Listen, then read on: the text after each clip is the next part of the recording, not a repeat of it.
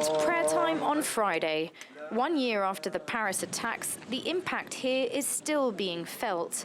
Public debate has focused heavily on the place of Islam in France. The security measures introduced after the attacks have led to an increase in raids on homes, house arrests, and the closure of mosques alleged to be extreme. Human rights groups have called the measures a serious setback to the rule of law. The first immediate impact was emotional. People were in shock, people were traumatized. But also, the state of emergency has disproportionately affected Muslim families. And we're basically validating everything that Daesh expects us to do. They want to antagonize European societies, and we're precisely doing that. They want to turn people one against another, and we are interiorizing and saying, these are the Muslims, these are the non-Muslims. Noumouké Sidibé was the head of security at the Bataclan that night.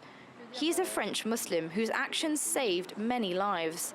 Still too traumatized to return to the scene, he's haunted by the events. That night, there were all nationalities, all religions which were affected. Sadly, we will say they died together.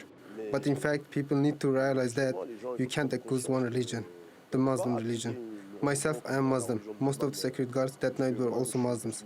And inside, among that, there were many Muslims also.